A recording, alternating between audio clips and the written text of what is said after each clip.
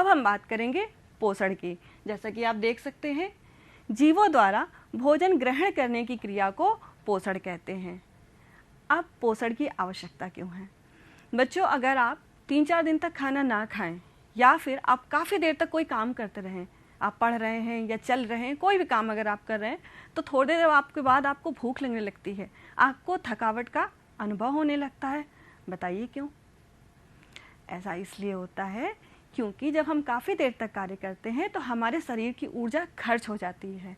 अब उस ऊर्जा को पूरा करने के लिए हमको भोजन की आवश्यकता होती है, इसलिए हमें भूख का अनुभव होता है और इसीलिए हमें ऊर्जा की कमी से थकान का अनुभव होता है। तो इस ऊर्जा की कमी को पूरा करने के लिए हर जीवित जंतु, हर प्राणी भोजन को अनिवार्य रूप से ग्रहण करता है। तो इसलिए पोषण की आवश्यकता सभी जीवित प्राणियों को और यहाँ तक कि पौधों को भी है।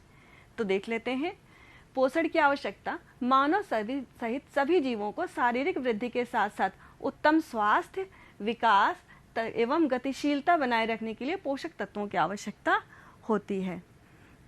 अब हम बात करेंगे कि मनुष्य के आहार में 6 विशिष्ट पोषक तत्व कौन कौन से पाए जाते हैं।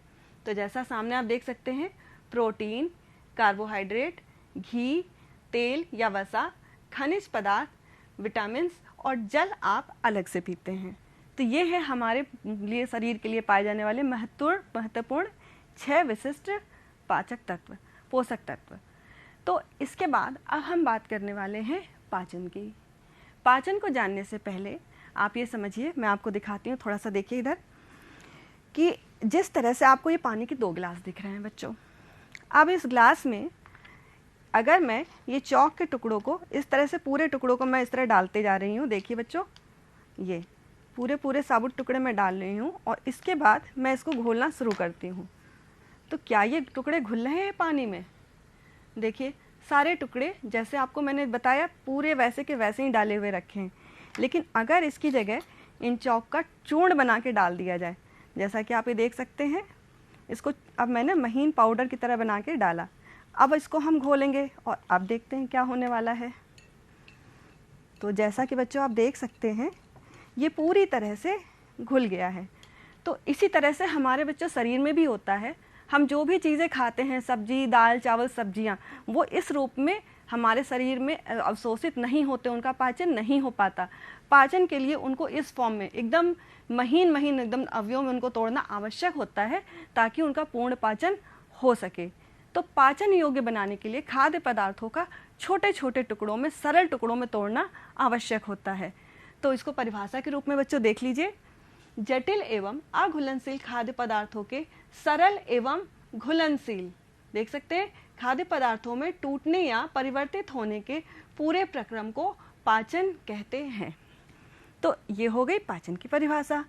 अब बच्चों, जो पोषण की प्रक्रिया है, इसके 2 भाग हैं। पहला भाग है भोजन का अंतर्ग्रहण, यानी कि खाद्य पदार्थों को कैसे हम ग्रहण करते हैं, उसकी विधि, और दूसरा उसका पाचन। तो सबसे पहले हम बात करेंगे भोजन के अंतर्ग्रहण की। बच्चों, आपने अपने आसपास देखा होगा कि बड़े जीव जंतु छोटे जीव जंतुओं को, कीट पतंगों को, यहाँ तक कि फूल पत्तियों आदि को खाते रहते हैं। हर जीव जंतु का खाने का भोजन अलग होता है और उसके ग्रहण करने की विधियाँ भी अलग अलग होती हैं।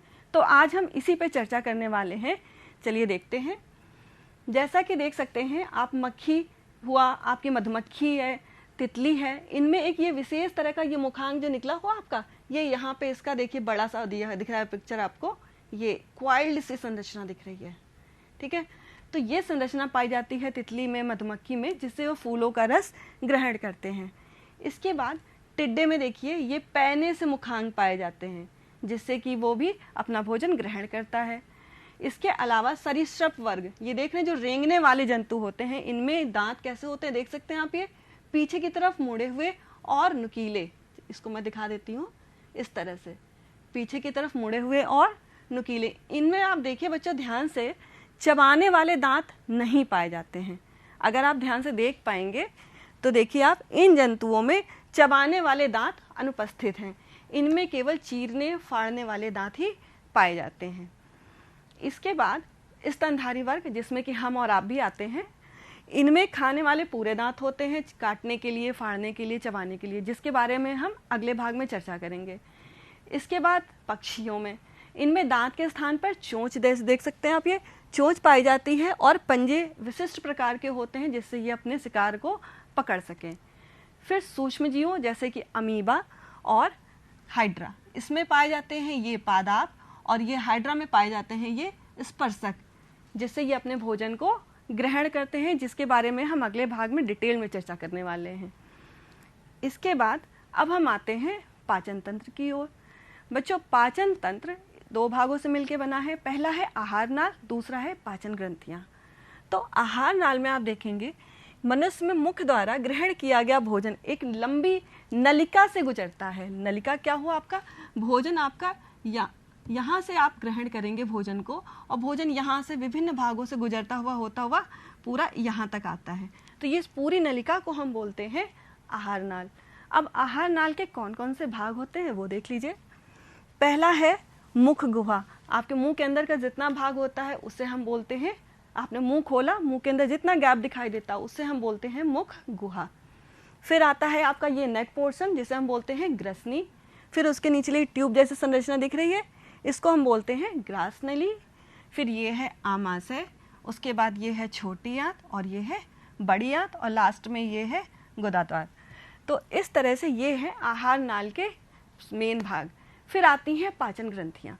पाचन ग्रंथियों में ये जो लिखा है सलाइवरी ग्लैंड्स, इनको हम बोलते हैं लार ग्रंथियाँ। लीवर यानी कि यकृत, उसके बाद आता है आपका अग्नाशय, ये जो पत्ती के समान संरचना दिख रही है। तो ये सब मिलके बनाते हैं हमारे पाचन तंत्र को।